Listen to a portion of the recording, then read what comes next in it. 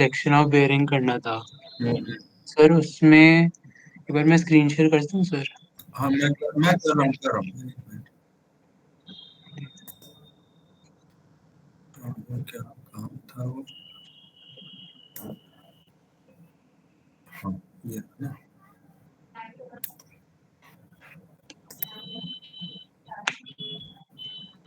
हो रहा है।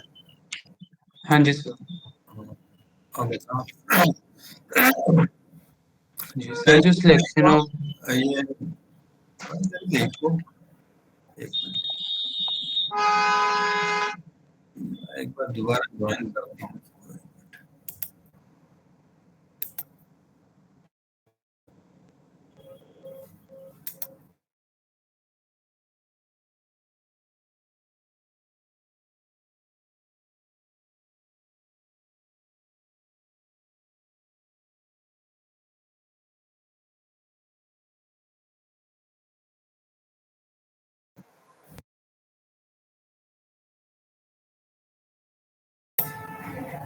ओके, अब ठीक है?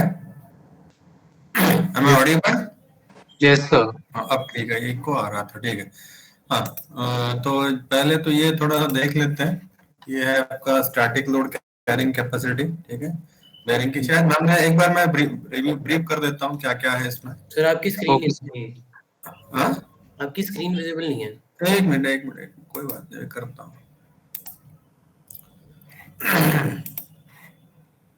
अभी हो जाएगा। अभी है विजिबल? हाँ जी सर। हाँ, ठीक है। अभी थोड़ा सा ब्रीफ कर देते हैं क्या क्या हमने किया था पहले, है ना।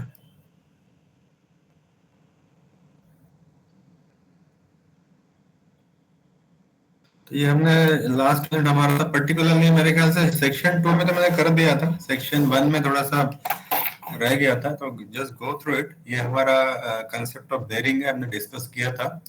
ये टाइप्स ऑफ बेयरिंग है इसमें, how to classify the bearing, ठीक है।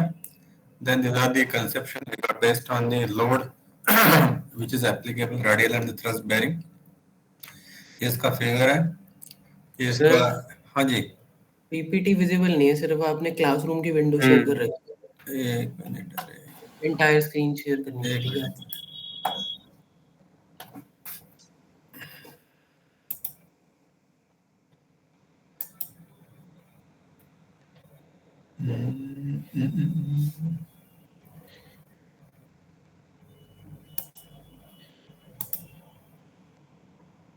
इंटर स्क्रीन,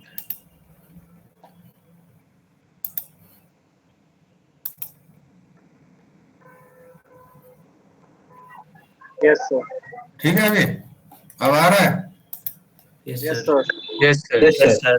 ठीक है, तो दोबारा आते हैं इस पे। ये लो, यहाँ से स्टार्ट किया था। This is for example the concept of bearing that we have discussed. What bearing is, ये इसका क्लासिफिकेशन है, that is the rolling contact bearing and sliding contact bearing. उसमें अलग अलग है, anti friction and other things.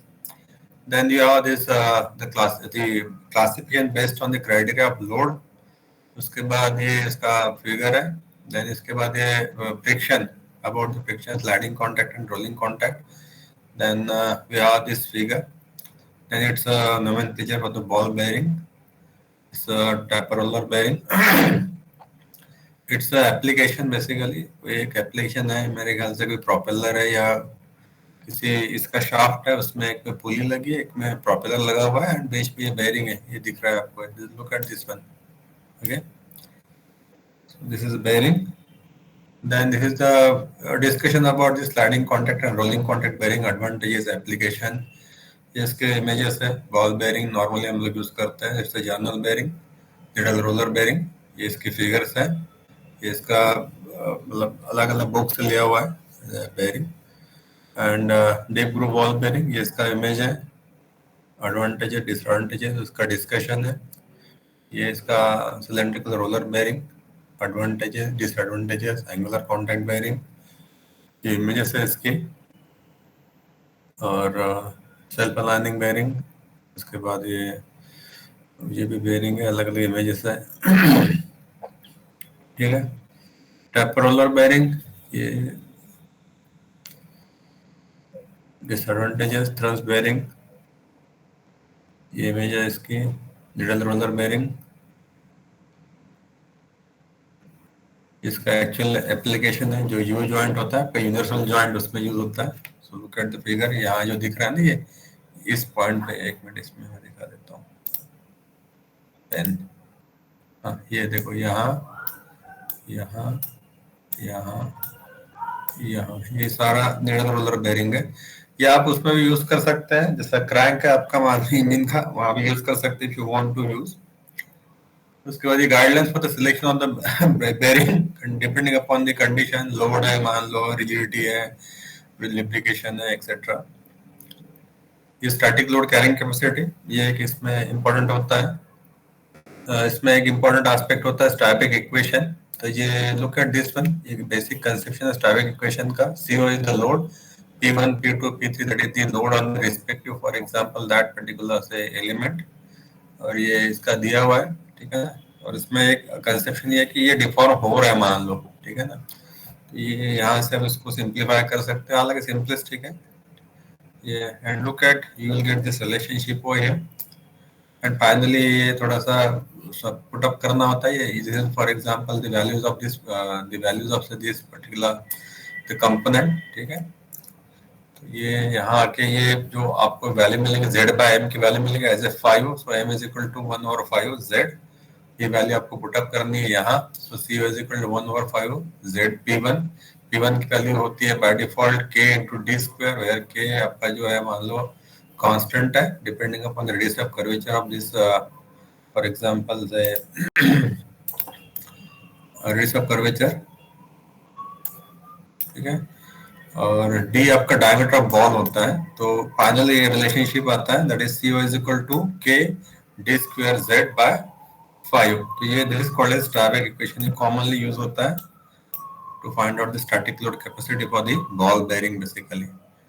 और ये इसका डायनेमिक लोड कैपेसिटी ये निकलेगी आपको, ये based on the life of the bearing basically. इसका रिलेशनशिप है, usually life of the bearing हम 1 मिलियन मान के चलते हैं, मतलब 10 लाख रिवोल्यूशंस होते हैं उसमें। उसको इस तरह से लिखते हैं, हाँ इस तरह से लिखते हैं इसको, डिकेट दिस वन। इसमें लिखेंगे that is L is equal to L10। L10 का मतलब 1 मिलियन होता है basically.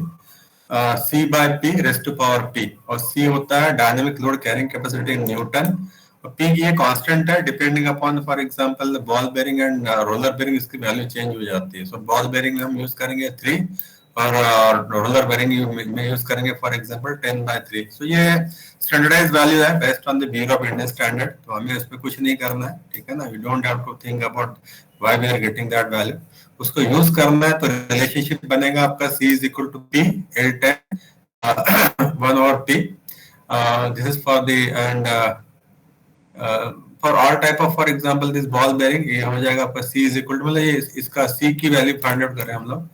So that is called as a dynamic load carrying capacity. So C is equal to P into bracket L 10 raised to power 1/3। और ये हो गया आपका for the ball bearing, taper roller bearing के लिए ये relationship रहेगा। And the relationship between the life in millions revolution and the life of in working hours is given by, आप कई बार क्या होता है जो लाइफ होती है वो स्पेसिफाई करते हैं नंबर ऑफ आवर्स में, और कई बार स्पेसिफाई करते हैं नंबर ऑफ रिवोल्यूशन में। तो उसका रिलेशनशिप दिया हुआ है that is L10 is equal to 60N L10H divided by 6। तो ऐसे L10H का मतलब है rated bearing life in terms of से आवर्स। तो क्या होता है ना क्वेश्चन में होगा कि 8000 आवर्स है मान लो, 10,000 आवर्स है। ये जो L10H की वैल्यू आपको यहाँ पुटअप करनी है, और यहाँ या तो ये पुटअप करोगे या तो ये पुटअप करोगे, आइदर वे। तो you need to calculate the corresponding value, और N होता है आपका RPM। तो यहाँ से रिलेशनशिप है, you can find out the life of the bearing in terms of से आवर्स और इन टर्म्स ऑफ से नंबर ऑफ रिवोल्यूशन। ये इसका एक छोटा सा क्वेश्चन दिया हुआ है। I think hopefully you might have gone through this particular question. क्या दिया है, in the particular application the radial load acting on the ball bearing is 5 kilonewton, expected life is 90% of the bearing is 8000 hours लिया है, ठीक है ना। Calculate the dynamic load carrying capacity of the bearing when the shaft rotated at 1450 RPM। तो क्या क्या given है, FR given है that is called as a radial load basically, L10H given है that is called as a life in terms of hours, RPM given है। तो simply आपको formula based question होता है ये, नॉर्मली, तो L10 is equal to 60N L10H divide by 10⁻⁶। तो यहाँ से आपको नंबर ऑफ रिवोल्यूशंस मिल जाएंगे, it is 696 number of millions revolution. और डायनेमिक लोड कैरिंग कैपेसिटी आपको यहाँ से मिलेगी, that is P is equal to FR, जो लोड आपका मिल रहा है आपको, that is P is equal to FR, that is equal to 5000, and C is equal to P into bracket L10 raised to power 1/3। तो ये कौन सा बेरिंग है आपका? It's a ball bearing. Ball bearing है इसलिए 1/3 हो गया, अदरवाइज ये रोलर कॉन्टैक्ट बेरिंग अगर होता इसमें ये वैल्यू चेंज हो जाती। For example the value will be, for example this particular one, that is 0.3। अभी ये क्या है? दैट इज 1/3 है, ठीक है। तो ये वैल्यू आपको मिलेगी।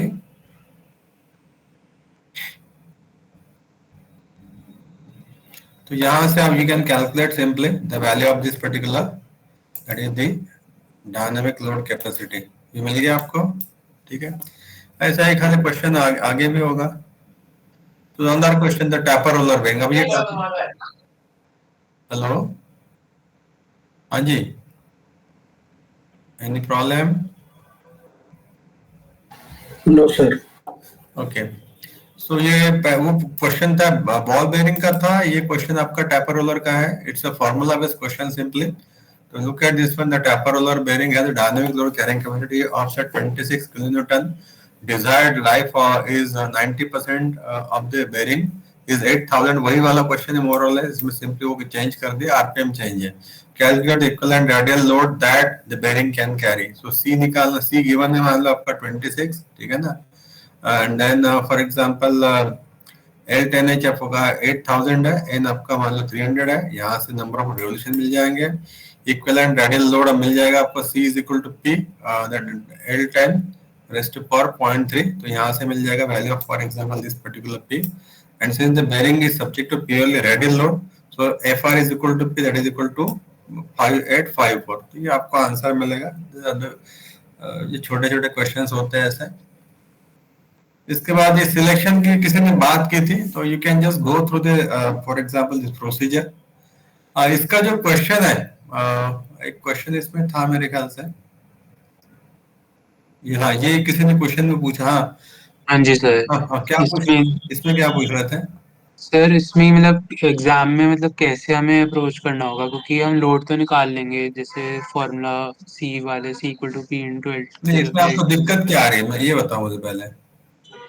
सर मतलब ये हम इनका कैसे सिलेक्शन प्रोसेस करें, मतलब हमें क्या टेबल याद करना होगा या नहीं कैसे? नहीं, टेबल वगैरह याद नहीं करना है आपको। अगर कोई वैल्यूज, मैंने पहले बताया आपको, वो वैल्यूज डेटा सारा गिवन होगा, उसमें से आपको चूज करना होगा। ओके रिक्विजिट जितनी भी चीज उससे रिलेटेड मान लो, तो वो आपको टेबल या किसी फॉर्म में दिया होगा। फिर आपको सिंपली वो उसमें से सिलेक्ट करना है कि हाँ ये नंबर है, ये एग्जांपल है, तो we can go for that one. ये करना है आपको, है ना। मतलब मोस्टली सारा डेटा गिवन होगा, ऐसा नहीं है कि डेटा गिवन नहीं होगा। डेटा गिवन होगा, सिंपली आपको कंसेप्शन अप्लाई करके वो आंसर फाइंड आउट करना है इसमें। ओके सर, ठीक है। तो ये हो गया। उसके बाद ये another question for this particular one, just you can just go through. ये वाला क्वेश्चन छोड़ देना, ये करने की जरूरत नहीं है, कि जो है ना इसको छोड़ दो, ठीक है। आगे चलते हैं, मेन एस्पेक्ट आपका ये तो हो जाएगा, ठीक है। बेरिंग कॉजेज एंड रेमेडीज, ये थ्योरेटिकल एस्पेक्ट है, इसमें फिगर मैंने कुछ पुटअप किया है, जस्ट गो थ्रू इट। जैसे ये abrasive wear of the bearing surface है मान लो, you can just understand. Then corrosion wear, for example is corrosion wear, ठीक है। इसके बाद ये पिटिंग है, एग्जांपल ऑफ पिटिंग, ये जो दिख रहा है ना आपको सारा, ये पिट फॉर्मेशन होता है इसमें।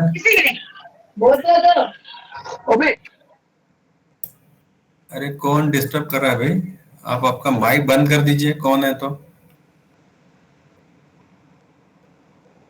ठीक है। इसके बाद ये इसका सरफेस मतलब fatigue failure, that is called as a pitting basically. Then scoring होता है, जैसे ये रबिंग हो रहा है मान लो, तो मटेरियल डिपॉजिट हो जाता है इसके ऊपर में। लुक एट दिस वन, ये दिया है ना, material of a pinion of a shaft other to the ring, ये जो मटेरियल डिपॉजिशन हो जाता है, that also lead to some sort of cracking. This is the case of, for example, say that scoring. Lubrication rolling contact bearing, ये हमने शायद discuss किया था, या नॉर्मली हम लोग यूज करते हैं फॉर एग्जांपल ग्रीस और ऑयल. सो उसके अलग अलग एडवांटेजेस है. You can just go through it. कब यूज, ये दिया है सारा गाइडलाइन इसमें, कितना कब यूज करना है, क्या करना है. ठीक है सर. हाँ जी पूछिए. सर आपने बोला था शायद लुब्रिकेशन नहीं आएगी. किसने बोला था? आपने बोला था सर क्लास में. नहीं नहीं, ये तो करना है, ये सारा सिलेक्शन ऑफ लुब्रिकेंट. नहीं कुछ तो बोला सर आपने, लुब्रिकेशन नहीं आएगी अरे बोला था आपने. अरे रुक जाओ, मेरी बात तो सुन लो पहले. ये तो है पार्ट, उसमें लिब्रेशन आगे वाला पार्ट है, वो बता रहा हूँ आपको मैं. ठीक है, ये स्लाइडिंग कॉन्टैक्ट बेरिंग है. ये कंसेप्शन आपको पढ़ना है इसमें. ये स्लाइडिंग कॉन्टैक्ट बेरिंग, ये आपने देखा होगा. जैसे जनरल बेरिंग, ये आपने मशीन ड्राइंग में भी शायद होपफुली बनाया होगा. ठीक है, इसमें इंपॉर्टेंट होता है ये वाला aspect, that is called as a hydrodynamic lubrication and hydrostatic lubrication. Hydrodynamic में शायद हमने डिस्कस किया होगा या ब्रीफ में मैंने बताया होगा. Look at this one.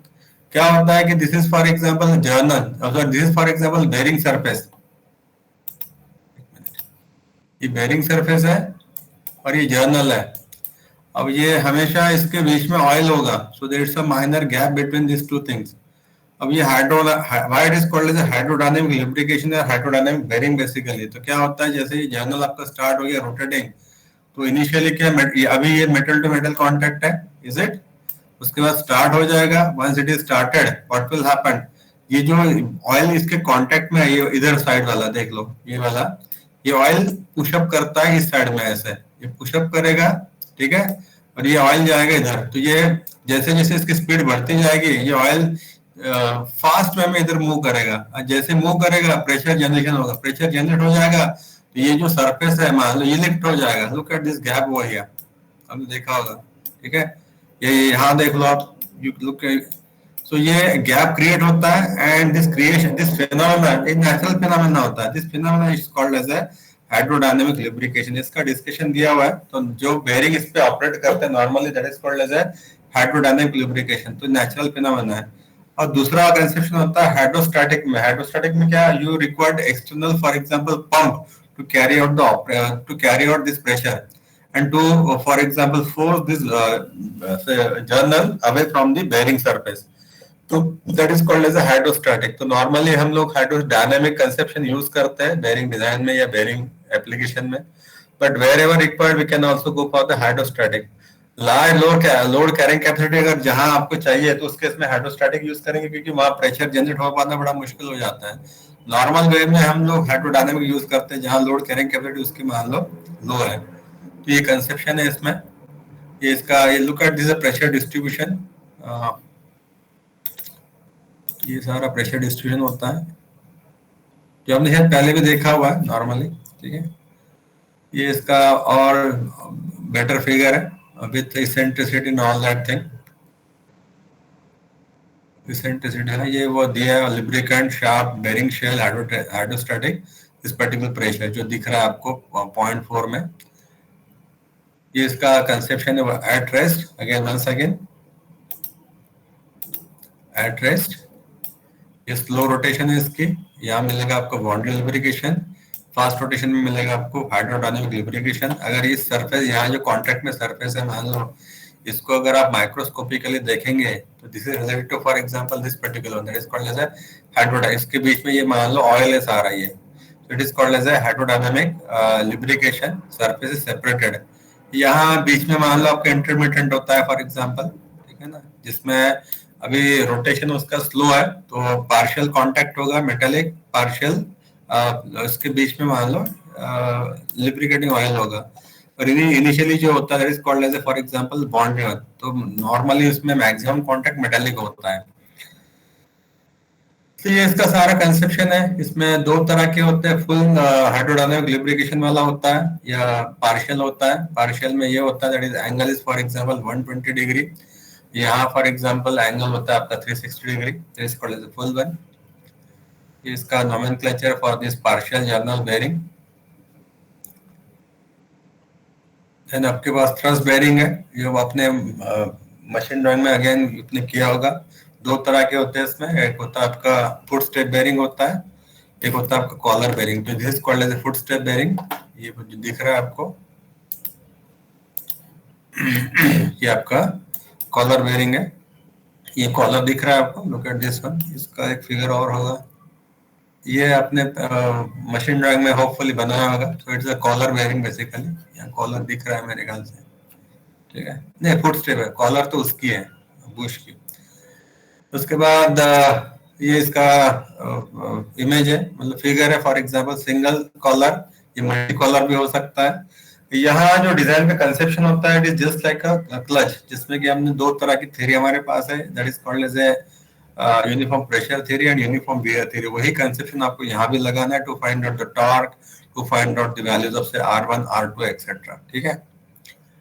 उसके बाद ये इसका ये अनदर कंसेप्शन है इसका, that is called as a pad type. इसमें ऊपर में एक, नीचे में पैड बने होते हैं, like look at this is a pad over, ऊपर में एक डिस्क होगी और यू हैव फॉर एग्जांपल, और पैड में ये स्लॉट बने होते हैं, ठीक है। तो इसमें you can carry out this operation either way. तो ये हाइड्रोस्टैटिक लुब्रिकेशन मैंने एग्जांपल दे दिया आपको, that is called as because of say, जैसे इनिशियली कांटेक्ट में है, उसके बाद हम क्या करेंगे, ऑयल पंप करेंगे and there is a separation of this journal and the bearing.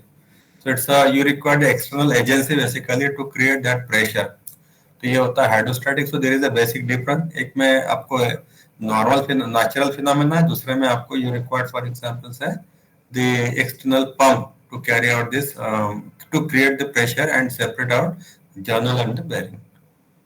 उसके बाद ये थिन फिल्म लुब्रिकेशन जो है, ये जो कंसेप्शन अभी हमने देखा था, मैं दिखाया था आपको, पार्शियल कांटेक्ट है etcetera. Then comparison between the sliding contact and rolling contact bearing, ये कंसेप्शन दिया हुआ है, you can just go through it, ठीक है। इसके बाद एक मेन एस्पेक्ट, हाँ, ये selection of the bearing material. Normal material होते हैं जैसे हम लोग यूज करते हैं नॉर्मली, हाँ ये इंपॉर्टेंट है, जो जिस पे फोकस करना है basically. So this is terminology used in the hydrodynamic bearing. तो यहाँ दिया हुआ है, for example D is the diameter of the bearing, L is the length of the bearing, diametral clearance होता है, that is the C, it is called as a C basically, diametral clearance that is called as a C. C यहाँ कहीं लिखा होगा, where is सी, की value आ गई, ये eccentricity है, ये आर है, इसमें दिया नहीं क्या, कोई बात नहीं। You can just consider the difference between, for example, say this particular one, that is C is equal to capital D minus small d। तो क्या है, देखते हैं अभी इसको। तो कैपिटल डी आपका हो गया डायमीटर ऑफ द बेरिंग, ठीक है, बेरिंग मतलब ये वाला, इसका डायमीटर, और स्मॉल डी का मतलब है डायमीटर ऑफ दिस पर्टिकुलर से शाफ्ट बेसिकली। इसके बीच में जो डिफरेंस होगा, दोनों के बीच में क्लियरेंस जो होगा, that is called as a diametral clearance. जैसे हम उसमें करते हैं ना मेट्रोलॉजी में, that is called as a clearance fit like on the same line, it is a diametral. मतलब ये आपका कैपिटल डी है, मान लो ये स्मॉल डी है, दोनों के बीच वाला जो डिफरेंस होगा, that is called as a clearance basically. उसके बाद radial clearance, it is the difference between the radius of है the bearing and the journal, mathematically radial clearance C1 is equal to capital small r minus small r, that is equal to capital D minus small d divided by 2। तो ये C by 2 हो जाएगा, पहले हमने C लिया था। So radial clearance कितना होगा आपका, that is C1 is equal to C by 2, क्योंकि C क्या है, D minus D है। उसके बाद डायमीटरल क्लियरेंस रेशियो होगा आपका, that is small capital small C by small d, that is equal to capital D minus small d divided by D। तो यहाँ से मिलेगा ये इसेंट्रिसिटी जो हमने अभी शो की थी आपको, that is this called is difference of this इसका सेंटर और इसका सेंटर दोनों के बीच में जो डिफरेंस आएगा, that is called as eccentricity। इसके बाद में मिनिमम ऑयल थिकनेस, एक मिनट कहाँ गया, minimum oil thickness it is denoted bye HO, ठीक है। ये यहाँ दिख रहा है आपको, ये जो डिफरेंस है, ये वाला जो दिख रहा है आपको, ये वाला is called as oil thickness minimum gap. वो क्लियरेंस से अलग है, ठीक है ना। ऑयल थिकनेस में भी different from this clearance, clearance ज्यादा होता है, ऑयल थिकनेस कम होती है। So it is denoted by for example H of O या जीरो कह लीजिए उसको, occur at the line of the centre as shown in the figure, it value में be measured as C by 4। So diameter clearance कितना होगा आपका, that is capital D minus small D, और उसका 1/4 होता है, सो सी बाय 4 होता है नॉर्मली ये वैल्यू, ठीक है। उसके बाद aptitude of the eccentricity ratio, you can find out this by using this relationship, that is E हो गया आपका eccentricity, C1 हो गया आपका radial clearance, so C1 minus HO हो गया आपका for C1 हो गया आपका that is radial clearance minus say the thickness of that film divided by C1, तो यहाँ से मिल जाएगा, you can get the value over here।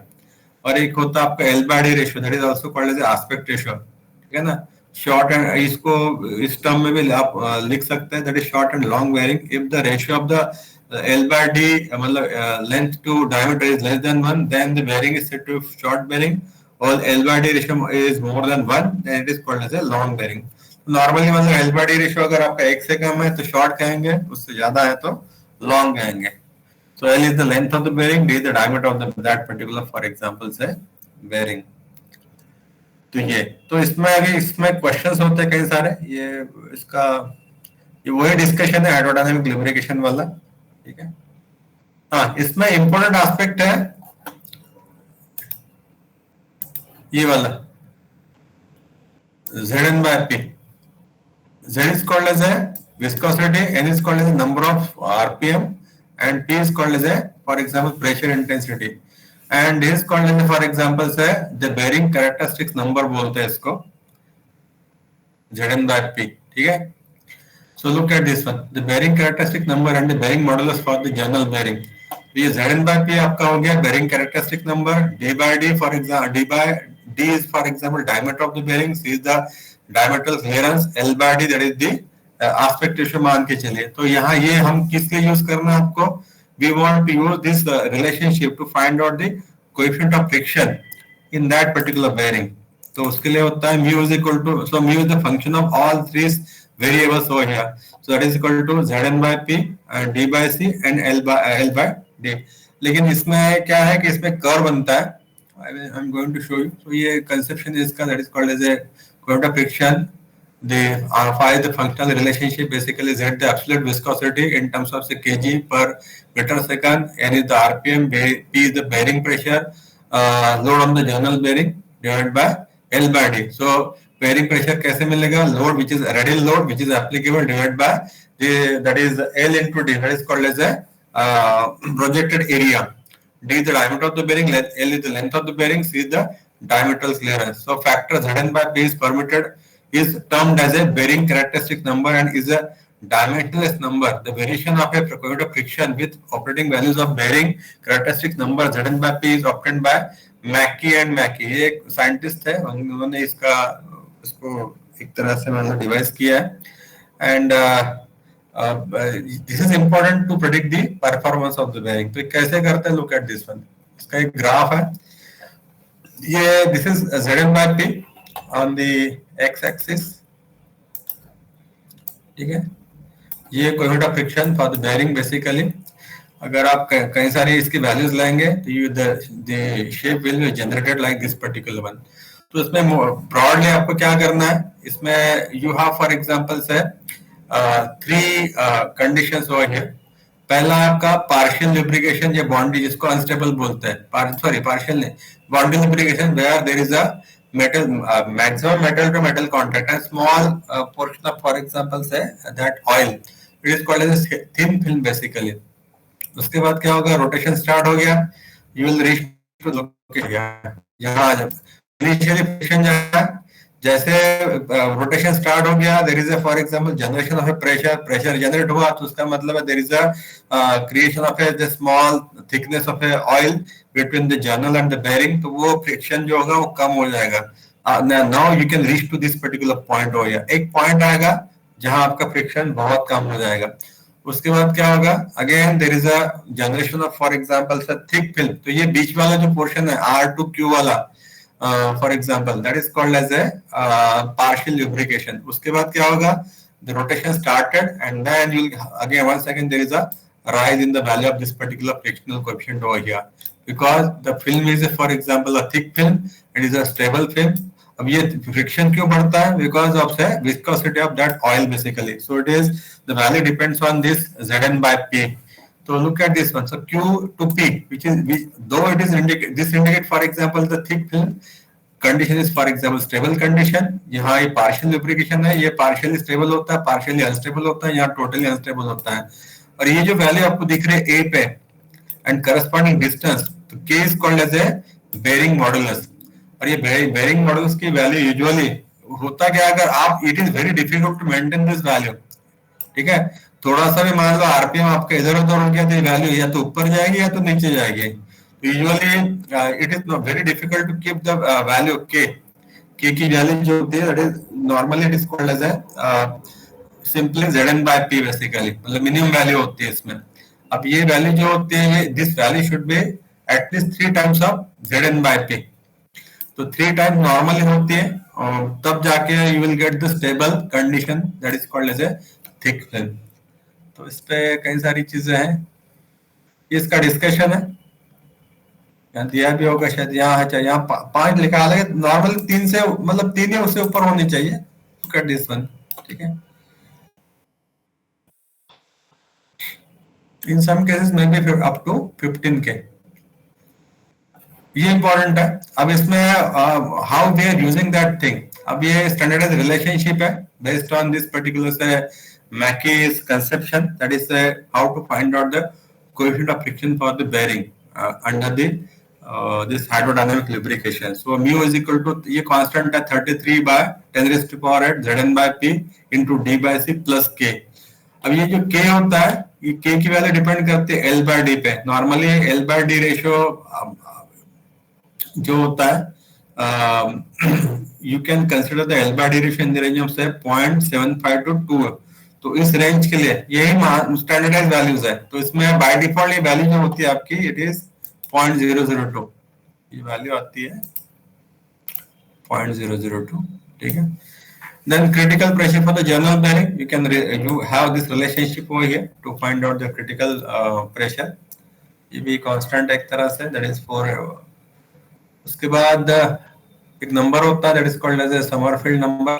Failed number, तो ये होता है Zn by P into D by C इसका स्क्वायर. तो ये बाय डिफॉल्ट इसकी जो वैल्यू होती है इट शुड बी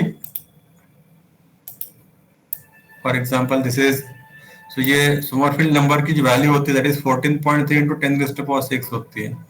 क्वेश्चन में अगर इस तरह का कोई नंबर है तो ये वैल्यू आपको कांस्टेंट दिया रहेगा इसमें, ठीक है. तो ये है इसमें.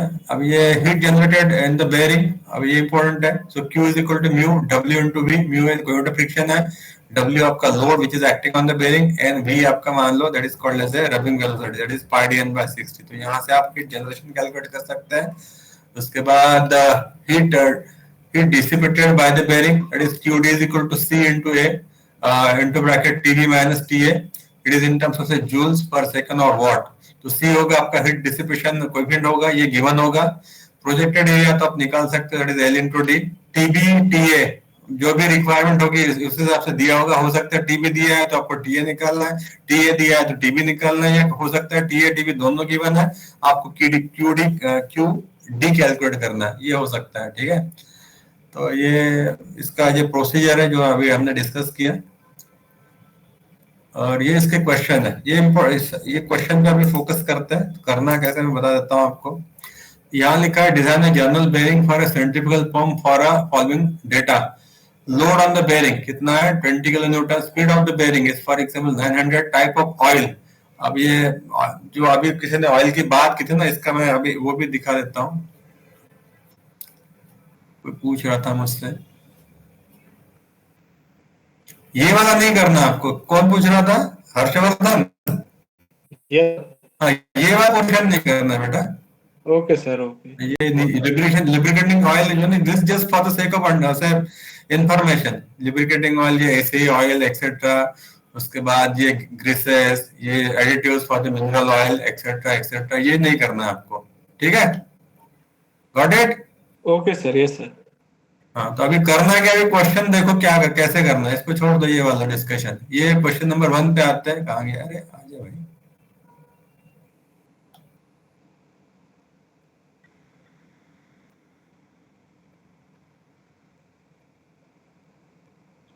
हाँ, यहाँ थे हम लोग, ठीक है। ये है, ये ऑयल वगैरह दिया है, मान लो ये for which absolute viscosity at 55 degree ये गिवन है, that is 0.017 kg slash metre per second. Ambient temperature for the oil is 15.5. Maximum bearing pressure for the oil which is given is 1.5 newton per M square. Calculate also the design कहा है, उसके बाद कहा है calculate also the mass of the lubricating oil required for artificial cooling if rise of temperature of oil be limited to 10 degree centigrade. Heat dissipation coefficient is 1232 watt per meter square per degree centigrade. L by D ratio यहाँ given है, that is 1 to 2. इसमें by default आपको K की value लेनी होती है 0.002. Permissible values of Zn by P ये भी देखो given है, that is 28. C by D भी given है, that is for example 0.00013. तो करना क्या है, सबसे पहले you need to calculate for example say this particular, आप इसको देखते हैं, डेटा दिया हुआ है, आपको क्या क्या कैलकुलेट करना है. इसमें डायमीटर दिया है, नहीं दिया है, एल दिया है, नहीं दिया है, तो ये आपको कैलकुलेट करना है. तो कैसे करेंगे, so look at this one. अब लुक एट दिस वन. हालांकि इन्होंने एल बाय डी रेशियो लिया है बाय डिफॉल्ट, ये आप भी कर सकते हो, या क्वेश्चन में गिवन होगा, या तो डायमीटर गिवन होगा या तो लेंथ गिवन होगी, दोनों में से एक चीज गिवन होगी, ध्यान रखना. ये ऐसे आपको कि दोनों ही गिवन, कैसे फाइंड आउट करें उसको, ठीक है. तो इसमें या तो एल गिवन होगा या डी गिवन होगा, दोनों में से एक चीज गिवन होगी. हालांकि इस क्वेश्चन में दोनों ही गिवन है, तो इन्होंने फॉर एग्जांपल लिया है एल बाय डी कंसीडरिंग से 1.6 डी, और उसमें बाय डिफॉल्ट वैल्यू ऑफ से डी ले लिया फॉर एग्जांपल 100. तो अभी क्वेश्चन का जब एज्यूम करो कि आपको वैल्यू ऑफ डी पता है, तो यू कैन जस्ट कंसीडर से L by D ratio, that is 1.6 और 1.5, करस्पॉन्डिंगली आप लेंथ कैलकुलेट कर सकते हो. Then P is equal to W by LD. So P आपका कितना है, 20 kilo newton divide by LD, तो ये आपकी वैल्यू आ जाएगी फॉर एग्जांपल 1.25 फॉर एग्जांपल. अब ये गिवन प्रेशर कितना है आपका, that is 1.5 newton per M square. तो हम नॉर्मली कंसेप्शन क्या, इससे कम होना चाहिए, तो ये अभी हमने एज्यूम किया फॉर एग्जांपल 100, तो ये आ गया ना. तो द वैल्यू ऑफ से pressure intensity is less then से 1.5. तो आपको इस तरह से इसको अगर मान लो गिवन कोई डायमीटर दिया है और इसको करना है, तो लेंथ अकॉर्डिंग सिलेक्ट करनी है, L by D ratio accordingly select करना है आपको. यहाँ बाय डिफॉल्ट दिया भी है, that is in the range of say 1 to 2. इसका मतलब you can choose any value between say 1 to 2 for the L by D, ठीक है. तो यहाँ उसके बाद आपको you need to calculate the value of say Zn by P, bearing characteristic number.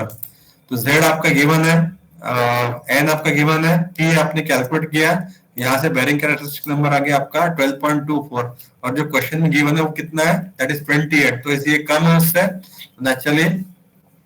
सो अभी ये जो भी है डिस्कशन, अब ये आपका बेरिंग मॉडल जैसे मैंने बताया था 3K होता है, that is 3K is equal to Zn by P.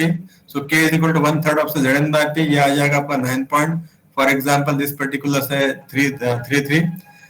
Since the calculated value of bearing characteristic number is 12.24, जो हमने कैलकुलेट किया था वो कितना था, 12.24 था, which is more than for example this particular value. तो okay. Then the clearance कितना आपका 0.00 जो कि given है.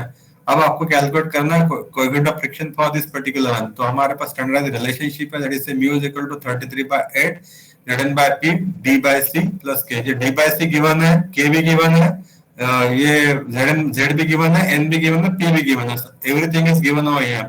तो पुटिंग दैट वैल्यू, तो ये आपको मिलेगा coefficient of friction as a point मिला आपको 0.0051.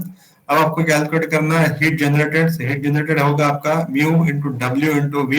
W आपको पता है, म्यू आपने ये कैलकुलेट किया फॉर एग्जांपल अभी, और N की वैल्यू गिवन है, तो आप you can calculate this running velocity. तो यहाँ से मिल जाएगा आपको the heat which is generated. तो heat generated आ गया इस बेरिंग में फॉर एग्जांपल 480.7 वाट आ गया. उसके बाद heat dissipated के लिए मान लीजिए आपकी ये इंफॉर्मेशन गिवन है, that is the value of C given है, A की वैल्यू आपको पुट करनी है, वो हमने लिया था 160, 0.16 एंड 0.1. TB और TA गिवन है, TB क्वेश्चन में गिवन है जैसे दिया है, ये आपका 55 है, ये 15.5 है. तो TB मतलब the viscosity at which we are using that oil. So maximum कितना है इसका मान लो TB है, और एम्बिएंट टेम्परेचर कितना है फॉर एग्जांपल से TA is the ambient temperature. तो ये आपका 15.5, तो ये आ गया, ये पुटअप किया आपने यहाँ, then you will get the relationship हो गया। सो हीट डिसिपेटेड आ गया आपका फॉर एग्जांपल 389.3 वाट। अब इसमें डिफरेंस आ रहा है, लुक एट इट इज, ये कितना है जनरेटेड, कितना है 480 अप्रोक्सीमेटली, और ये आ गया आपका 389। तो दैट मींस, तो वहां इसका मतलब है there is a heating basically. अगर दोनों Q heat generated and heat dissipated को अगर माइनस करेंगे तो this much amount of for example heat is still there. अब इसको कूल करने के लिए आपको कितना ऑयल चाहिए, एक ऑयल चाहिए। तो m is the mass of the lubricating oil required for cooling in kg per second।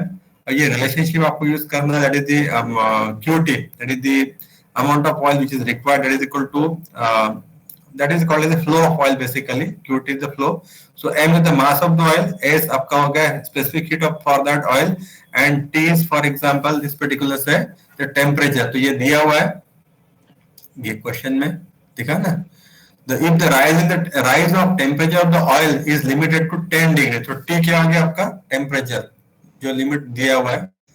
तो यहाँ पुटअप करेंगे इसको, जैसे यहाँ पुटअप किया तो ये हो गया आपका, that is QT is equal to 1900 MW, ठीक है। अब ये W की वैल्यू कहाँ से पुटअप करेंगे, कि ये हो गया आपका, ये आपका मतलब वॉट है, सॉरी W नहीं वॉट है, 1900 M वॉट। अब ये QT मतलब this is nothing but difference of से QG एंड QD। ये आपकी इसकी वैल्यू आपकी है 91.4। तो 9 इसको इक्वेट करना है, इसको इक्वेट करना है यहाँ से, इसको इक्वेट करना है, that is 1900 M, that is equal to 91.4। यहाँ से पुटअप करेंगे, you will get the value of this particular thing in kg per second. तो उसको kg पर मिनट में कन्वर्ट करना है। तो कितना ऑयल आपको लगेगा, that is 0.0048 kg per second, और मिनट में करेंगे तो ये हो जाएगा 0.288 kg पर मिनट। तो इस तरह से आपको ये सारी चीजें कैलकुलेट करनी होती है इसमें। Is it? Yes sir. Yes sir. ऐसा ये क्वेश्चन देखो अभी, ठीक है, and try to do this question yourself. अब मुझे बताओ जल्दी क्या दिया है, यहाँ देखो, यहाँ ये दिया हुआ है डायरेक्टली, यहाँ आपको एज्यूम नहीं करना है। शाफ्ट डायमीटर मतलब जर्नल का डायमीटर दिया हुआ है, लोड दिया हुआ है, that is say for example say 150, RPM दिया है say 1800। Determine the following, length of the bearing if applicable bearing pressure is 1.6 newton per mm square. तो ये सिंपल निकल जाएगा, that is say P is equal to W by L into D, ठीक है। Pressure intensity given है, तो length कितना आएगा बताओ मुझे जल्दी जल्दी। W आपका 150 किलो न्यूटन है, तो मल्टीप्लाई करो उसको 10⁻³ से and find out the value of for example L। तो कोई बताएगा L कितना आएगा? सर 312.5। 312.5, ठीक है, जो भी आएगा, ठीक है। अब दिया है क्या निकालना है आपको, ambient amount of heat to be removed by lubricant per minute if the temperature if the bearing temperature is 60 degree and viscosity of oil is at 60 degrees, for example say 0.02 kg per meter second, bearing clearance is for example say 0.25, ये दिया हुआ है, और ये k is equal to for example से 0.002। तो इसके लिए आपको क्या चाहिए, पहले तो हीट जनरेटेड आपको कैलकुलेट करना होगा, फिर उसके बाद हीट डिसिपेटेड आपको कैलकुलेट करना होगा, और उसके बाद फिर आप कैलकुलेट कर सकोगे for example the corresponding amount of से दिस लुब्रिकेंट। तो उसके लिए क्या करना होगा, पहले हीट जनरेटेड में क्या करना होगा आपको, mu into W into V करना होगा। तो आरपीएम गिवन है, तो आरपीएम से आपको V निकाल सकते हैं πdn/60 से, ठीक है। D गिवन है, I गिवन है, तो V निकल जाएगा। तो V इज इक्वल टू क्या होता है आपका, πdn/60, यहां से निकल गया, ठीक है। तो ये हो गया। अब म्यू चाहिए, तो म्यू के लिए क्या है, म्यू इज इक्वल टू कितना होता है 33 डिवाइड बाय क्या होता है 10⁸ into bracket ZN by P, उसके बाद क्या होता है D/C प्लस K होता है। K की वैल्यू ये डायरेक्टली गिवन है, तो उसको करने की जरूरत नहीं। ये क्लियरेंस जो है आपका बेरिंग क्लियरेंस ये गिवन है फॉर एग्जांपल, ठीक है। ये आपका 0.25 है और D कितना है आपका 300 है, तो 300 डिवाइड बाय आपको ये करना है 0.25, ठीक है। यहां से मिल जाएगा Z की वैल्यू ये भी गिवन है, दैट इज 0.02 kg पर मीटर सेकंड, और n आपको पता है, p आपने पहले कैलकुलेट किया, p गिवन है दैट इज 1.6, तो म्यू की वैल्यू आपको यहाँ से मिल जाएगी। तो कितनी आएगी म्यू की वैल्यू, बताओ जल्दी। 0.00 कुछ आना चाहिए, 0.0 के टर्म में आएगा, 0.0 समथिंग या 0.00 समथिंग। सर 0.011। 0.01 आ रहा है, हाँ 0.011। ठीक है, 0.011 आ गया। तो उसके बाद आप कैलकुलेट करो, for example say this heat generated, तो हीट जनरेटेड के लिए क्या रिलेशनशिप है हमारे पास, mu into W, W given है ये 150 इनटू क्या था, दैट इज से वी हमने यहाँ से कैलकुलेट करना है। सो वी के लिए कैलकुलेट करो मीटर पर सेकंड में, ये मीटर पर सेकंड कर लेना है इसको, ठीक है ना, डी को कन्वर्ट कर लेना मीटर में।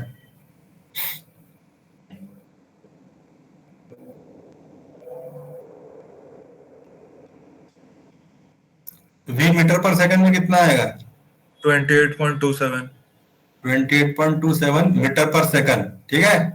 Yes sir. तो हीट जनरेटेड कितना आएगा, चलिए आप इस तरह से करो, मैं दिखा देता हूँ आपको आंसर इसका। तो ये 312 आ गया ना, यस सर। ठीक है, ये 312 आ गया, ये अभी किसी ने बताया था 0.011, ये अभी आ गया, ये भी आ गया आपका 28.3 आ गया, और क्यू की वैल्यू ये निकाला आपको, that is mu, 0.011 into 150 into 10⁻³ into 28.3, तो यहाँ से मिलेगा आपको जूल पर सेकंड, मतलब वाट में आएगी वैल्यू, किलोवाट में कन्वर्ट कर सकते हैं आप, दैट इज 46.695। हाँ, तो ये दिया हुआ डायरेक्ट, दो ही पार्ट है इसमें, amount of the heat to be removed by the lubricant, ये लिखा हुआ है, तो ये फाइनल आंसर है, दो स्टेप में आंसर है इसका, and answer come out to be say 46.695 आ गया। Yes sir.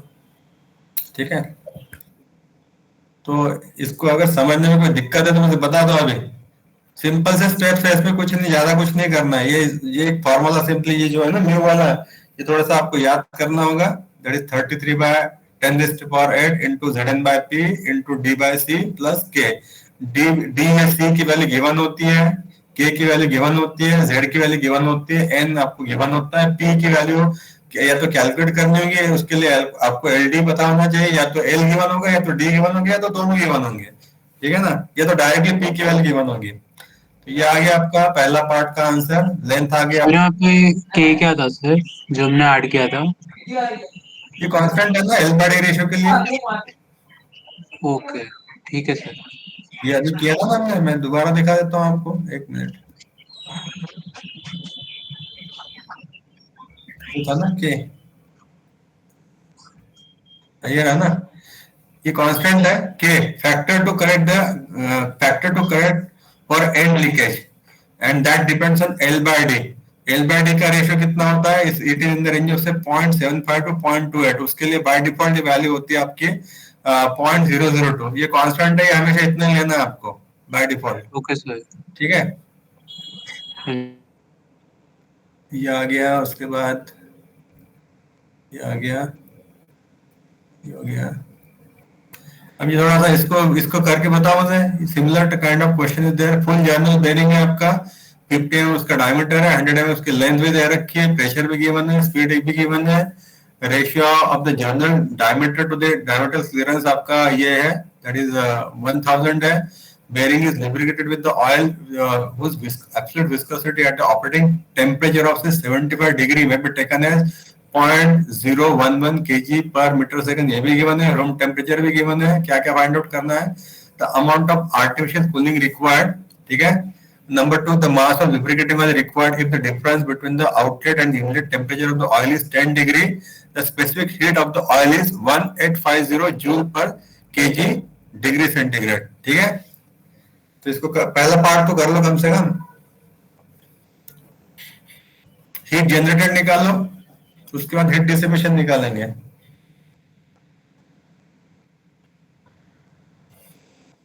डेटा क्लियर है? Yes sir. Yes sir.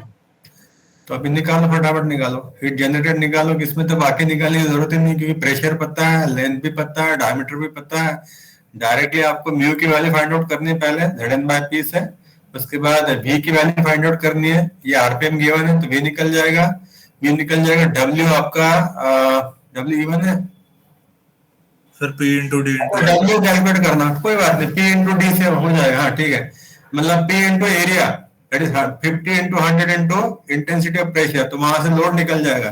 ठीक है,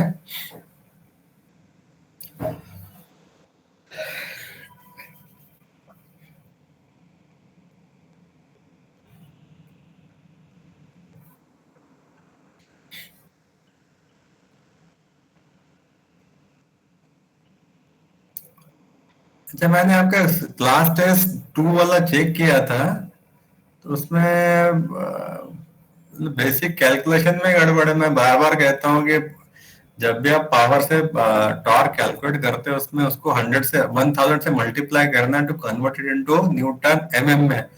कुछ लोगों ने जो डायमीटर फाइंड आउट किया उसमें वो 7 पॉइंट समथिंग या 6 पॉइंट समथिंग या 0.48 इस तरह से आ रहा है। तो उसको जब भी आप कैलकुलेशन करेंगे, whenever you calculate the torque with respect to the power, always multiply that what is the torque which is obtained by 1000 to convert the torque into Newton mm। उसके बाद कैलकुलेशन करनी है, आपको ध्यान रखना, अदरवाइज वो सारा कैलकुलेशन आपको गड़बड़ हो जाएगा, आंसर आपका आएगा नहीं। क्योंकि मैं देख रहा था सिटी आपका जो कुछ लोगों ने किया है क्वेश्चन उसमें, तो उसमें कुछ गड़बड़ कर रखी इस तरह से। हालांकि कुछ लोगों ने डायरेक्टली आंसर लिखा हुआ है, पता नहीं कुछ लोग उसको रट के आए थे या कैसे आए थे, आई डोंट नो।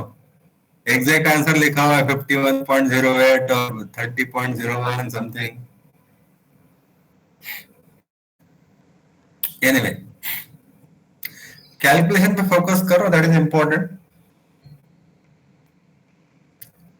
हाँ जी, कुछ आया आंसर?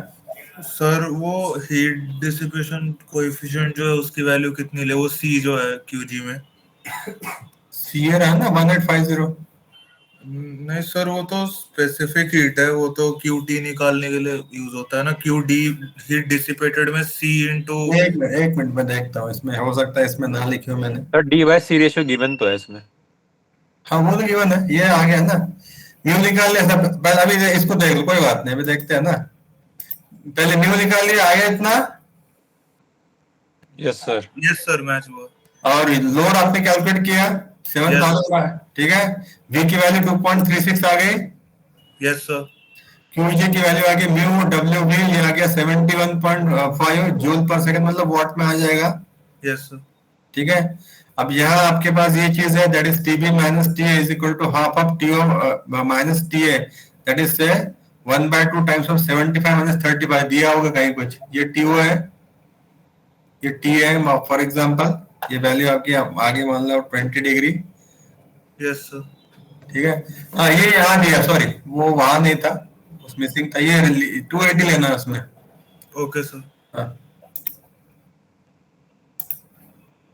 ये रही वैल्यू। QD कितना ये आ रहा है, इतना 20 इतना आना चाहिए, आ जाएगा। यस सर, 280 कंसीडर करके आ रहा है उतना। हाँ ठीक है, आ गया। अब हीट जनरेट आपको कैलकुलेट करना है, डिफरेंस आ जाएगा 71.5 माइनस 28, ये आ जाएगा 43.5, दैट इज द जूल पर सेकंड, मतलब वाट। ठीक है, वो जो पहला क्वेश्चन किया था ना, ऑन द सेम लाइन है ये। तो QG माइनस QD का डिफरेंस निकालना है, that is equal to QT is equal to MS into T। S की वैल्यू गिवन है, S की वैल्यू गिवन है ना 1850। Yes sir. और T आपका राइजन का टेम्परेचर कितना 10 है, 10 ही होगा मेरे ख्याल से, ना लिखा है आई डोंट नो। हाँ 10 डिग्री लिखा है ना, ये लिखा है 10 डिग्री। ठीक है, आ गया। तो यहाँ से मिलेगा आपको ये वाला। हाँ तो ये आ गया। उसके बाद QT is equal to M into S into T। तो T गिवन है, ये भी गिवन है, M निकालना है, ये आ जाएगा 185500 M जूल पर सेकंड या वाट में फॉर एग्जांपल।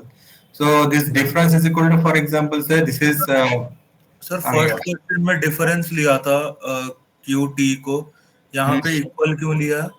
43.5 के हिसाब से कैलकुलेट करना चाहिए था। नहीं, इसके हिसाब से करना, ये गलत है, इसका मतलब डिफरेंस लेते हैं यूजुअली। Okay sir. हाँ तो ये आपका QT लेना है आपको,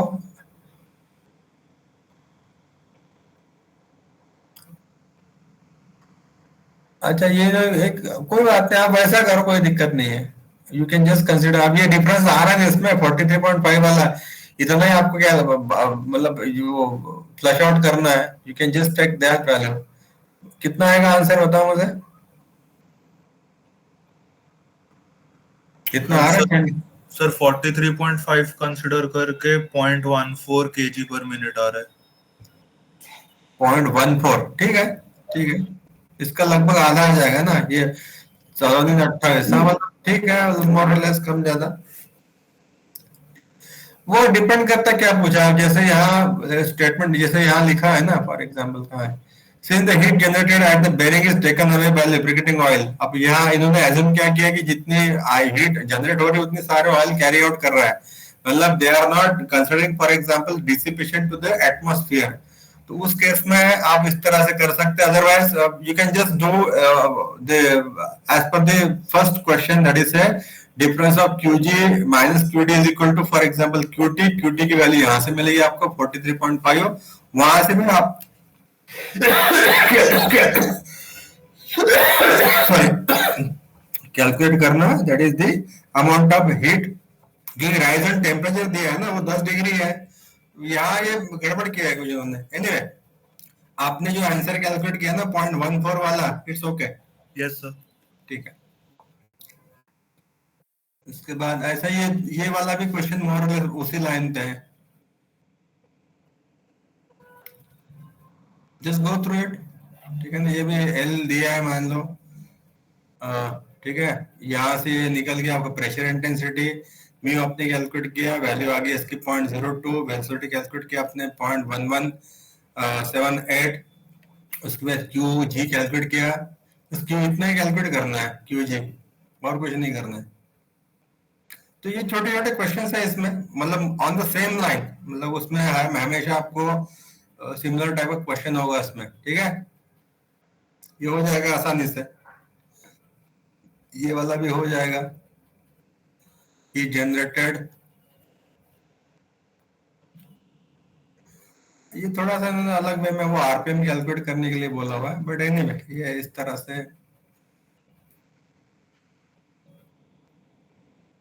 ये भी उसी लाइन पे है, बस इतना ही, ठीक है। थ्रस्ट बेरिंग थ्योरेटिकल कर लेना, इसमें क्वेश्चन की जरूरत नहीं है, हालांकि मैंने क्वेश्चन दिया आपको, बट इसकी जरूरत नहीं है, आप सिंपली थ्योरेटिकल पढ़ लेना, what is collar bearing, what is thrust bearing, और सारे ये इस तरह के जो क्वेश्चन इसमें दिए हैं, मान लो ये आप इसको कर सकते हैं। इसके अलावा अगर ये तो हो गया बेरिंग का पार्ट, इसके अलावा अगर किसी को कुछ पूछना आप पूछ सकते हो मुझसे। सर थ्योरी आएगी क्या?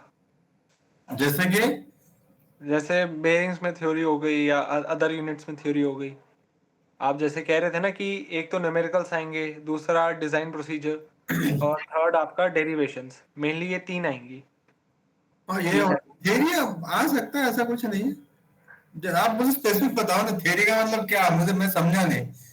मेरे हिसाब से डेरिवेशन में भी थियरी में भी आता है, थियरी में ही आता है, और क्या आता है, न्यूमेरिकल होता है, डेरिवेशन होता है, न्यूमेरिकल होता है, डिजाइन प्रोसीजर भी थियरी में आता है। नहीं नहीं सर, जैसे बेरिंग है, बेरिंग्स है हमारी, हाँ, तो उसमें टाइप्स ऑफ बेरिंग, कौन से बेरिंग का कहाँ यूज है, या आ क्या सकता है, ऐसा कुछ नहीं है, आ सकता है। फेलियर कैसे कैसे होते हैं, जैसे वो आप दिखा रहे थे ना, कुछ हाँ, मैं हो समझ गया, आ सकता है, ऐसा भी आ सकता है। मैं दो ही पार्ट में डिवाइड करता हूँ बेसिकली, एक पार्ट होता है न्यूमेरिकल, दूसरा पार्ट होता है थ्योरी। थ्योरी में डिजाइन प्रोसीजर भी आता है, थ्योरी में जो डेफिनेशन वगैरह होती है वो भी आती है, थ्योरी में और क्या होता है आपका, डेरिवेशन भी आता है, ठीक है ना, ये मेरे हिसाब से ये होता है। अब आप थ्योरी किसको समझते हैं, I don't know. No sir, theory means प्यूरा थ्योरी, एक फॉर्मूला भी नहीं जहाँ लिखा। नहीं, ऐसा कुछ नहीं है, डिजाइन में ऐसा कुछ है ही नहीं, इसमें बिना फार्मूला की थ्योरी नहीं है। अच्छा सर, और सर एक यूनिट 3 में डाउट थी मुझे, अब पूछो। जैसे आपने कहा था कि सेंट्रीफ्यूगल क्लच नहीं आएगा, लेकिन आपने वो सीटी में दे दिया था, तो एंडसेम में आएगा? अरे ये मिसकंसेप्शन मत फैलाओ, क्लच में पूरा ही करना है आपको। अच्छा, पूरा क्लच करना है। हाँ क्लच में ये है ना, single plate, multi plate, conical और सेंट्रीफ्यूगल। हाँ, तीन ही है, चार हो, हाँ ठीक है, तीन है। तीन ही होते हैं। तीन ही होगा। ओके सर गियर से रिलेटेड थियोरी पे फोकस करना है या न्यूमेरिकल पे? अभी तो बताया मैंने गियर जो थ्योरी मतलब मेरे हिसाब से तो दोनों चीजें होती थ्योरी में। जो न्यूमेरिकल नहीं वो सारा थ्योरी है। आप इसमें एग्जैक्टली क्या पूछना चाह रहे हैं मुझे नहीं समझ में आया। Sir design of spur gear काफी है ना, हेलिकल और बेवल की जरूरत नहीं है नहीं मतलब। उसका बेवल हमने किया ही नहीं, वो नहीं करना है आपको। Okay sir. ठीक है ना। सर हाँ जी पूछो पूछो। सर सिंपल बैंड ब्रेक और डिफरेंशियल बैंड ब्रेक करना है या फिर नहीं करना?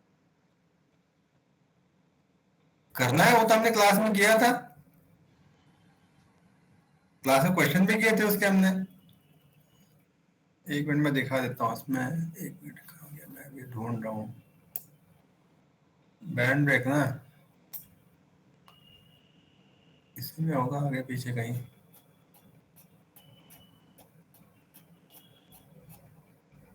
सर हमारी क्लास में तो सिर्फ शॉर्ट शू ब्रेक डिस्कस हुआ था। हाँ एक मिनट रुक जाओ पहले देखते हैं ना। रिवेटेड अब मैं कहाँ जा रहा हूँ, शुरू में होगा कहीं। हाँ ये रहा ना। हाँ इसमें क्या पूछ रहा है इसमें, ये क्वेश्चन है मेरे ख्याल से इसके। हाँ ये रहा ना।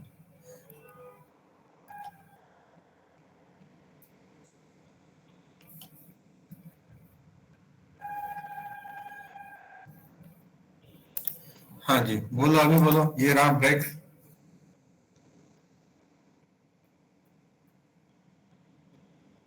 सर इस हाँ सर ये शॉर्ट शू ब्लॉक ब्रेक तो हमने किया था, इसके अलावा जो आगे सिंपल बैंड ब्रेक और डिफरेंशियल बैंड ब्रेक दिया हुआ है वो भी करना है क्या, मतलब उसके न्यूमेरिकल्स डिजाइन पे? हाँ हाँ इसमें है, इसमें है।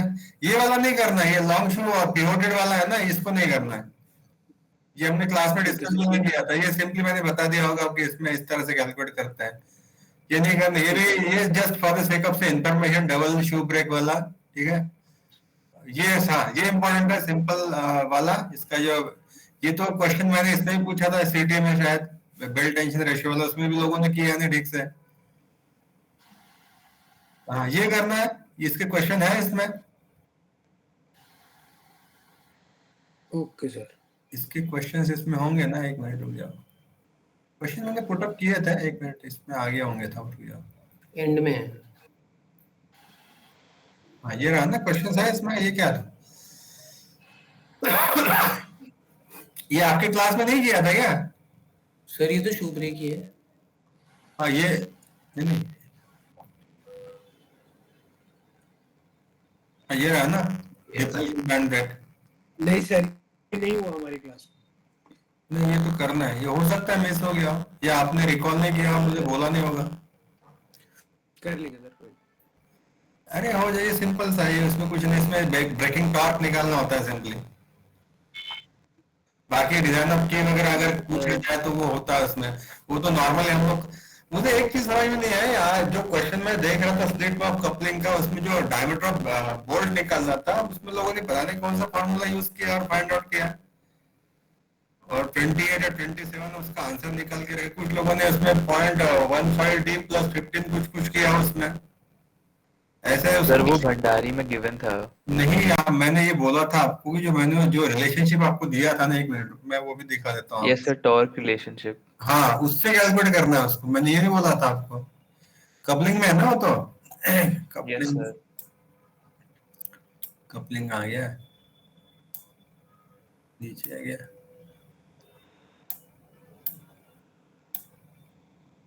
कपलिंग पीछे आ गया, अच्छा नहीं ऊपर ही होगा भाई। सर ऊपर होगा।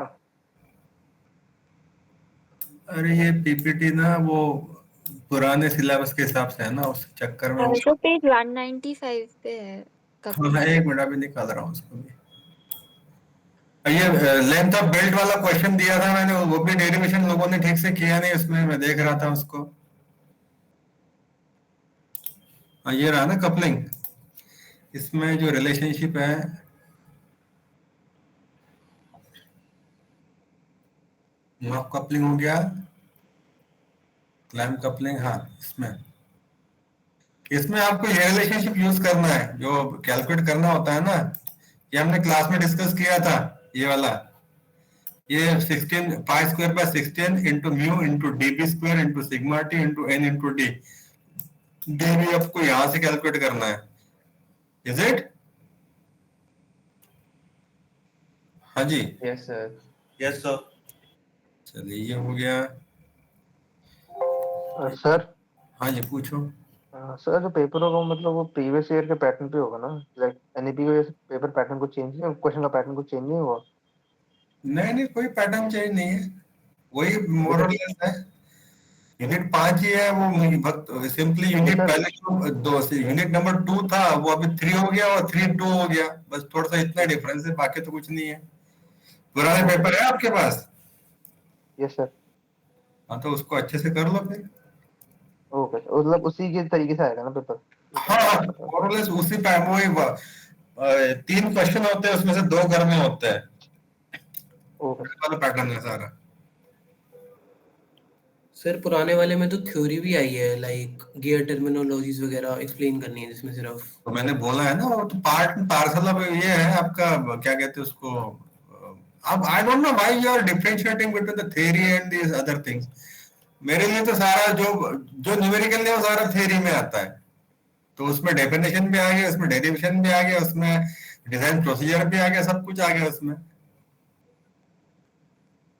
और सर पीवाईक्यू के अंदर बेयरिंग जो है वो मतलब उसमें एक भी न्यूमेरिकल नहीं आया था लास्ट ईयर, तो उससे लास्ट ईयर भी नहीं था। नहीं तो जरूरी थोड़ी ना ऐसा होगा करके, ऐसा हो भी सकता है, नहीं भी हो सकता है, ऐसा कोई ये थोड़ी होता है उसका, हमेशा ये चीजें बदलते रहती है। मतलब ऐसा अगर आपको लगता है कि नहीं नहीं उसमें वो उतना ही ऐसे होता है, ऐसा नहीं होता, कुछ वो अलग अलग होता है, डिपेंड करता है वो कब क्या सिचुएशन है। तो ठीक है, ठीक है सर। तो जितना आप अगर आपका एग्जाम कितने तारीख को है? 26। 26 को है। तो उसमें लास्ट मिनट वाला हिंट ये होता है कि पीपीटी ठीक से कम पढ़ लो, तो that will be useful for you. जो कुछ लोग होते हैं ना लास्ट मोमेंट में पढ़ते हैं, तो उनके लिए हिंट ये है कि भाई जो जिन लोगों ने बुक से ठीक से पढ़ा है या पहले से तैयारी करके रखे हैं उनके लिए तो ठीक है, तो they can refer to book as well as PPT. लेकिन लास्ट मोमेंट पे अगर होता है ना कई बार कि हमने पढ़ नहीं पाया, तो उसमें आपके पास ऑप्शन होता है पीपीटी का। तो PPT is the last resort basically, जो जस्ट आपको फास्ट वे में अगर ब्रीफ करना है you can go through the PPT, लेकिन ठीक से पढ़ोगे तब तो बात बनेगी उसकी। ठीक है, from unit number 1 to unit number 5 PPT में जितनी भी सारी चीजें दी है उसको एटलीस्ट आप ठीक से पढ़ लोगे तो एटलीस्ट वो पासिंग का चक्कर आपका मतलब ये हो जाएगा कि बट कम से पास होने के मतलब उतने नंबर मिल ही सकते हैं। सर एक डाउट था, सर कोई इम्पोर्टेंट डेरिवेशंस हैं जिन पे मतलब ज्यादा फोकस करना चाहिए अगर टाइम? नहीं ऐसा कुछ नहीं, सारा मेरे हिसाब से तो मैंने जितना क्लास में करा सारा इम्पोर्टेंट है, you should go through it. ऐसा मैं कोई स्पेसिफिक चीज नहीं होती कि यही करना है वही करना है, ऐसा कुछ नहीं है। जो हमने बेसिकली मैंने बोला लास्ट मोमेंट पे क्या होता है, अगर आपको जब फास्ट में ये करना है मान लो ब्रशअप करना है, तो PPT is the last resort. चलो कल परसों एग्जाम है तो कम से कम पीपीटी ढंग से पढ़ लो, तो हो सकता है कुछ फायदा हो जाए इसमें, है ना? Yes sir. बाकी हमने सफिशिएंट क्वेश्चन किया है, मैंने ट्यूट भी दिया है, टेस्ट भी लिया है, क्विज भी लिया है, एंड जितना मैं कर सकता था मैंने सारी चीजें मेरे तरफ से तो कर दी है। बाकी अब आप अपना काम अभी आपको करना है। ठीक है, my part is over. Thank you sir. ठीक है चलिए। सर जिस टॉपिक से आपने मिड सेम में क्वेश्चन दिए थे उनसे रिपीट होंगे क्वेश्चन? जैसे कि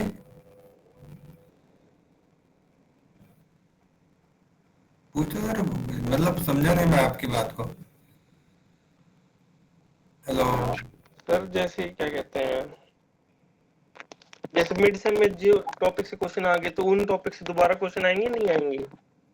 आ भी सकते हैं, नहीं भी आ सकते हैं, ऐसा कुछ ऐसा स्पेसिफिक कुछ होता नहीं है ऐसा। आपको सारे यूनिट करने हैं, सारे टॉपिक करने हैं, whether the question was there in the mid semester और नॉट, इट इज इररिलेवेंट, कुछ भी हो सकता है। ये मत सोच के चलना कि मिड सेम में आया तो एंड सेम में नहीं आ सकता उस पे क्वेश्चन, ऐसा कुछ नहीं होता। मिड सेम में भी आ सकता है, एंड सेम में भी आ सकता है, ऐसा भी हो सकता है। और सर गियर्स में आपने कोई टॉपिक बताया था जो अभी हमें नहीं करना। गियर में ऐसा तो कुछ नहीं है। गियर में हाँ वो ये था ना, क्या कहते हैं उसको, स्पर गियर के अलावा कुछ नहीं करना, simply focus on the spur gear. Okay sir. उससे रिलेटेड जितनी भी चीजें हैं, उसकी टर्मिनोलॉजी हो गई, उसका बाकी चीजें होगी, फॉर एग्जांपल जो लॉस ऑफ गियरिंग वगैरह होते हैं, और क्या होता है, जी। टाइप्स होते हैं, एडवांटेजेस होते हैं, वो सारा आपको करना है इसमें। और design procedure simply for the spur gear जो हमने इसमें इसमें दिया है ना पीपीटी में, हाँ जी सर। जिस तरह के क्वेश्चन पीपीटी में दे रखे हैं, just go through that question, try to practice the multiple question based on that particular one. Okay sir. Thank you sir. Okay, और किसी को कुछ पूछना है पूछ सकते हो, we are still here. Sir जैसे गियर्स में स्पर में टू लोड की फैक्टर था, मटेरियल फैक्टर समथिंग था, तो ऐसे फैक्टर सर गिवन रहेंगे ना, जैसे पी हाँ हो गया। बिल्कुल बिल्कुल, फैक्टर के बारे में चिंता मत करो, जितने जैसे हमने उसमें किया था ना मिड सेम में, के के बी के सी के डी सब कुछ होता है, वो गिवन होता है। अगर कोई फैक्टर, स्पेसिफिक फैक्टर, जैसे अभी इसमें भी हम बेयरिंग में भी कर रहे थे, मान लो ये, हालांकि एक क्वेश्चन में एक फैक्टर हमने उसमें उसमें लिखा नहीं था, जितने फैक्टर है वो सारे गिवन होंगे। इधर स्पेसिफिक हीट हो गया मान लो, या जैसे अभी के की वैल्यू है for example in the bearing, जो होता है बाय डिफॉल्ट 0.002 होती है। इस तरह के जितने फैक्टर्स है जहां भी आपको यूज करने हैं वो गिवन होंगे। सिंपली ये हो सकता है, जैसे मैंने बताया ना, कोई भी फ्रिक्शन है मान लो, हो सकता है कहीं टाइप करते हुए रह गया, लिखना भूल गया, तो उस समय बाय डिफॉल्ट आपको एज्यूम करना है in the range of 0.25 to 3, तो आप कुछ भी ले सकते हो उसमें, ऐसा कुछ नहीं है। Okay sir. ठीक है सर एंड गियर्स में स्प्रिंग्स में हमें हेलिकल स्प्रिंग और लीफ स्प्रिंग पे ही करना है ना फोकस हाँ डिजाइन। हाँ, दो ही करने हैं, उसी ठीक पे है। क्वेश्चन करने हैं सारे। ठीक है। Okay sir. सर जैसे पीवाईक्यू में लाइक गियर टर्मिनोलॉजीज और फंक्शंस ऑफ बेयरिंग्स वगैरह पूछा है, तो मतलब इस बार पेपर में आएगी ये चीजें? कुछ भी आ सकते हैं, ऐसा मतलब स्पेसिफिक कुछ नहीं होता। नहीं मैं जितनी स्पेसिफिक नहीं सर, इस टाइप से थ्योरी आएगी ना, मतलब इसमें पूरा लाइक पैराग्राफ मतलब लिखना होता है। हाँ, पैरा थ्योरी में लिखना होता है, कुछ ना कुछ तो लिखना होता है। नहीं सर, एक तो जैसे डेरिवेशन होती है, उसमें डेरिवेशन में पूरा लाइक फॉर्मुलेशन में डिराइव करना पड़ता है। तो मेरे हिसाब से थ्योरी का मतलब जो न्यूमेरिकल नहीं उसको सारा थ्योरी में आता है, बाकी आप समझ लो जो भी समझना है। मतलब इस ये जो दे रखे है थ्योरी ऐसी वाली आ सकती है इस बार भी? हाँ हाँ बिल्कुल आ सकती, क्यों नहीं आ सकती। Okay sir.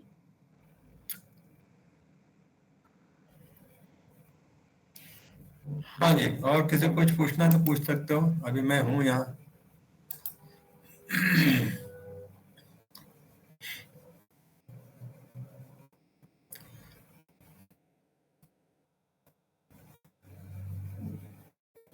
अगर नहीं पूछना है तो आप जा सकते हो, मैं भी फिर अपना ये करूँ कुछ। ठीक है।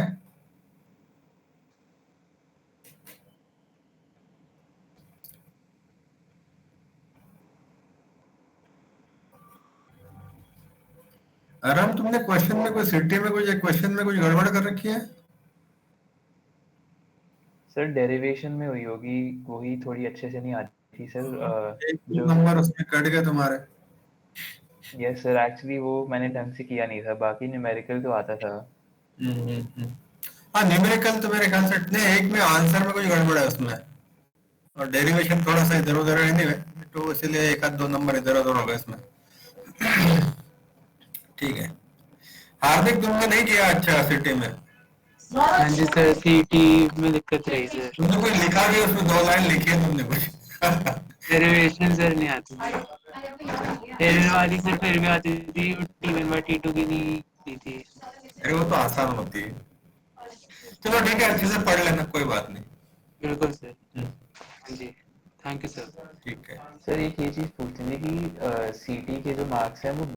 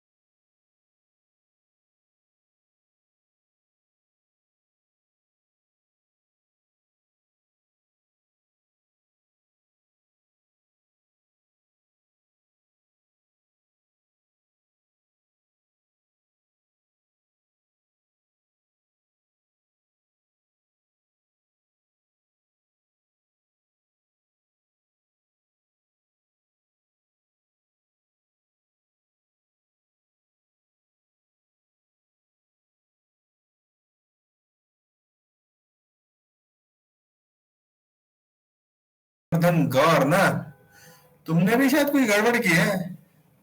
सर वो जो आपने बोला था ना बोल्ट, सॉरी वो डायमीटर निकालने बोल्ट का, हाँ तो मैंने वही वाला फॉर्मूला गलत देख रहा लिखा हूँ, था। मेरे तुम्हारे भी शायद 15 या 16 नंबर है, फिर भी वो कम है वैसे हिसाब से, बट एनीवे। और मेरा भी बता दो। सुना कि तुमने नहीं ठीक किया है, तुमने पता नहीं क्या गड़बड़ की है, तुम्हारे शायद 11 या 12 नंबर है उसमें, या हो सकता है कि मैं एक आध दूसरा इधर उधर, बट 15 से ऊपर तो नहीं है जहां तक मेरी जानकारी है। तुमने कुछ गड़बड़ की है उसमें। Okay sir. हाँ चलिए, और किसी कुछ पूछना है बताइए। सर मेरा टेस्ट देखा था आपने? ये आशिका तुमने भी गड़बड़ की है, तुम सर खुद। उसमें एक क्वेश्चन तो मुझे कपलिंग वाला तो आता था, हाँ होलो शाफ्ट वाला शायद गलत होगा। और डेरिवेशन किया था। नो सर, डेरिवेशन नहीं की। हाँ वो होलो तुमने शाफ्ट देखा था मैंने, याशिका, सोनाक्षी, हाँ, अरहम, हर्षवर्धन, दीपक, आदित्य और हार्दिक, जिसमें अभी अभी जस्ट अभी 5 बजे आया ना उसको देख के, तो मुझे थोड़ा सा याद है अभी कुछ लोगों का। तो ठीक है, अभी एग्जाम के लिए तैयारी करो, एंड सेम के लिए ठीक से। Thank you sir. चलिए ओके, थैंक यू सर। चलिए okay, thank you sir. Okay.